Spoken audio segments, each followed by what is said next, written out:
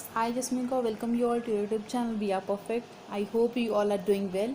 And हम कर रहे हैं vocabulary related to work and job.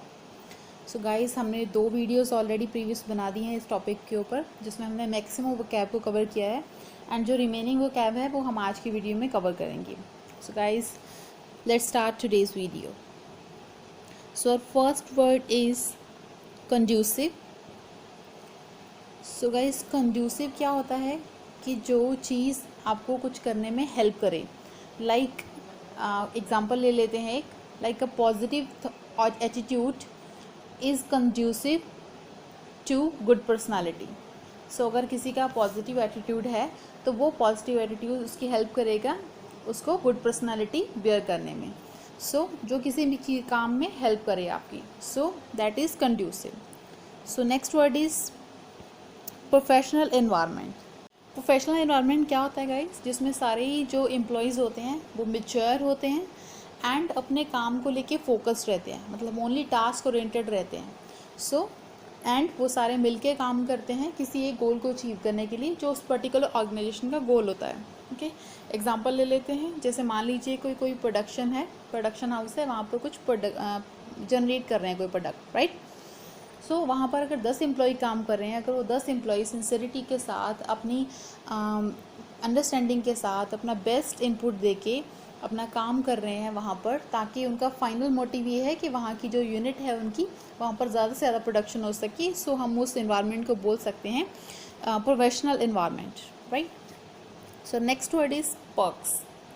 Guys, perks क्या होते हैं? ये एक तरह के एडिशनल बेनिफिट्स होते हैं जो दिए जाते हैं एम्प्लॉयज़ को. देखिए, additional benefits in the sense कि देखिए सैलरीज तो उनको मिलनी ही है, राइट. बट इसके अलावा कोई एडिशनल प्लान्स हो सकते हैं, लाइक मेडिक्लेम हो सकता है जिसमें उनकी जो मेडिकल एक्सपेंसेस है वो बेयर कर सकती है ऑर्गेनाइजेशन, या फिर हो सकता है उसमें कोई पेंशन प्लान्स हो, राइट. सो जो एडिशनल इस तरह के बेनिफिट्स हैं लाइक पेंशन, तो ये. Next word is bonus. So bonus क्या होता है? एडिशनल बेनिफिट्स जो दिए जाते हैं एम्प्लॉयज़ को apart from there salaries. Like उनको मंथली सैलरीज तो मिलती ही हैं, बट कोई उन्होंने अलग से अचीवमेंट लिया है या फिर कोई प्रोजेक्ट था जिसमें किसी एम्प्लॉय की एक्स्ट्रा ऑर्डिनरी परफॉर्मेंस रही है, तो उसके लिए जो ऑर्गेनाइजेशन है उनको एडिशनल बेनिफिट्स प्रोवाइड करती है, उसको बोनस कहते हैं, right. So next word is cordial relationship. So guys, cordial relationships क्या होते हैं? मान लीजिए कोई 2 एम्प्लॉयज़ हैं, उनकी काफ़ी अच्छी बॉन्डिंग है, वो काफ़ी अंडरस्टैंडिंग के साथ, काफ़ी फ्रेंडली नेचर के साथ मिलके काम कर रहे हैं, काफ़ी अच्छा एनवायरनमेंट उन्होंने क्रिएट किया हुआ है ऑफिस में या ऑर्गेनाइजेशन में, तो उनके रिलेशनशिप को हम बोलेंगे कॉर्डियल रिलेशनशिप. सो मीन्स एक अच्छा नाइस या फ्रेंडली रिलेशनशिप होना किसी 2 लोगों के बीच में. सो उसको हम बोल सकते हैं cordial relationship. So next word is delegates. Delegates क्या होते हैं? डेलीगेट्स होते हैं, मान लीजिए कोई ऑर्गेनाइजेशन है, उन्होंने अपने कुछ अथॉरिटीज़ को असाइन किया हुआ है कि वो बाकी ऑर्गेनाइजेशन के बिहाफ के ऊपर कुछ बोल सकते हैं या फिर रिप्रेजेंट कर सकते हैं ऑर्गेनाइजेशन को, तो उन पर्टिकुलर ऑथराइज्ड पर्सन्स को बोलेंगे डेलीगेट्स, राइट. डेलीगेट की एग्जांपल ले लेते हैं. एग्जांपल ये ले लेते हैं कि मान लीजिए कोई इवेंट हो रहा है, कोई नेशनल इवेंट है या फिर कोई लोकल इवेंट है, यहाँ पर कोई ऑर्गेनाइजेशन है जिसने अपने किसी ऑथराइज पर्सन को भेजा हुआ है वहाँ पर कंपनी के बारे में बोलने के लिए या कंपनी को रिप्रेजेंट करने के लिए, राइट. सो जो पर्टिकुलर 1 पर्सन है जो वहाँ पर पहुँचे हैं पूरी ऑर्गेनाइजेशन को रिप्रेजेंट करने के लिए, तो उस पर्सन को बोलेंगे हम delegate, right. So next word is professional jealousy. So professional jealousy क्या है कि अगर आपके कोलीग्स, आपके कोवर्कर्स आपकी अचीवमेंट्स को लेके पॉजिटिव नहीं है, आपकी अचीवमेंट्स होने से, लेने से, आपको अच्छा करने से उनको अच्छा फील नहीं होता है, so that we can call professional jealousy. या फिर ये हो सकता है कि आपसे अगर मिस्टेक्स हो रही हैं, आपका काम अच्छा नहीं जा रहा है, आपको नेगेटिव फीडबैक मिल रहा है ऑर्गेनाइजेशन की तरफ से, एंड आपके जो कोवर्कर्स हैं उनको अच्छा फील हो रहा है, उनको अच्छा लग रहा है कि आपको अच्छा फीडबैक नहीं मिल रहा है, नेगेटिव फीडबैक मिल रहा है, सो वो भी एक तरह की प्रोफेशनल जेलसी होती है, right. So next word is reimbursement. So guys, reimbursement क्या होता है कि आपने कोई खर्चा किया है, आप आपने कंपनी के बिहाफ के ऊपर कोई खर्चा कर दिया एंड अभी आपने पैसे जो थे अपनी जेब से खर्च किए थे, राइट।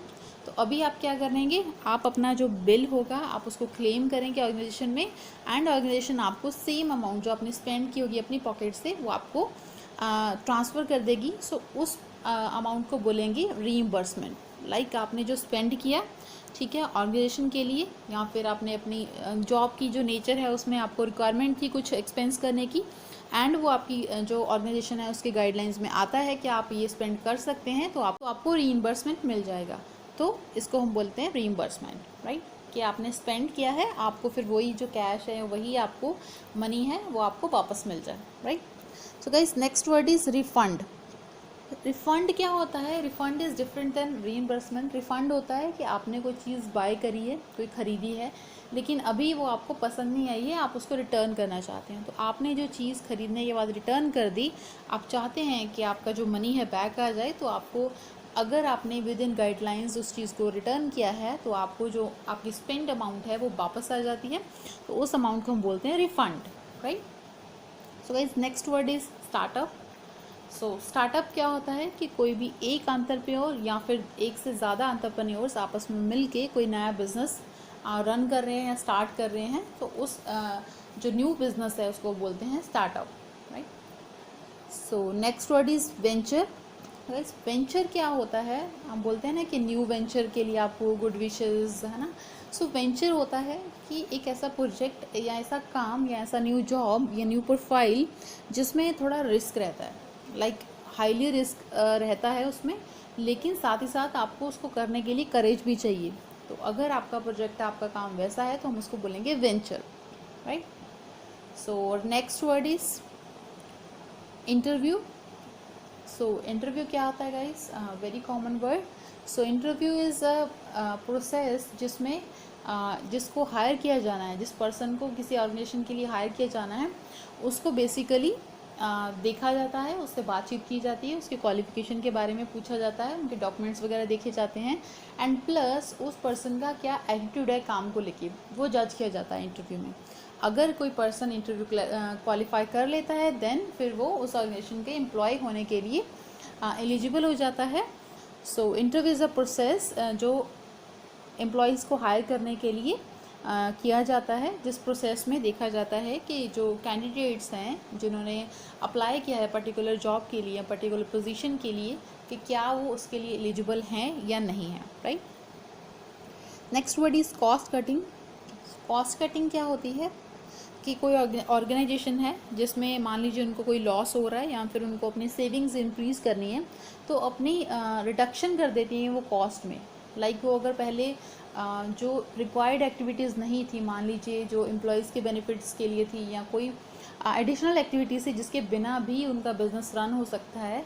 सो अगर वो 10 एक्टिविटीज़ थी, तो अभी अगर कॉस्ट कटिंग उनको करनी है तो हो सकता है वो 10 में से सिर्फ 5 एक्टिविटीज़ ही रखें जो रेलिवेंट नहीं है उनके बिज़नेस के लिए, लेकिन उनके बिज़नेस को रन करने के लिए, लोगों के लिए, उनके कुलीग्स के लिए, उनके एम्प्लॉयज़ के लिए वो एक्टिविटीज़ करते थे। लेकिन अभी कॉस्ट कटिंग करनी है उनको, तो वो 10 में से 5 या फिर हो सकता है उससे भी कम एक्टिविटीज़ करें, ताकि उनको मैक्सिमम सेविंग्स उनकी हो सकें, राइट।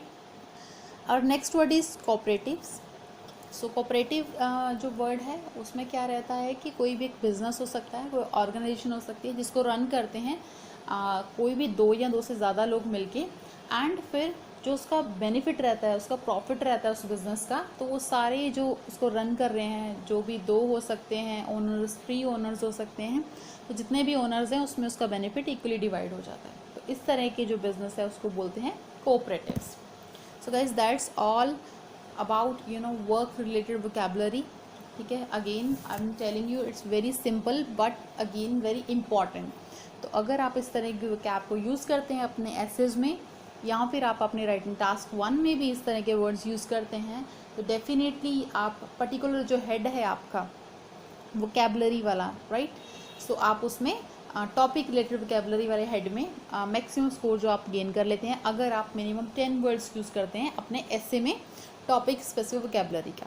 सो गाइज, प्रैक्टिस करिए इन वर्ड्स को, एंड मिलते हैं नेक्स्ट वीडियो में ऑन न्यू टॉपिक गाइज। तो अगर आपको वीडियो इन्फॉर्मेटिव लगी हो please hit the like button, and अगर आपने चैनल अभी तक सब्सक्राइब नहीं किया है डू सब्सक्राइब।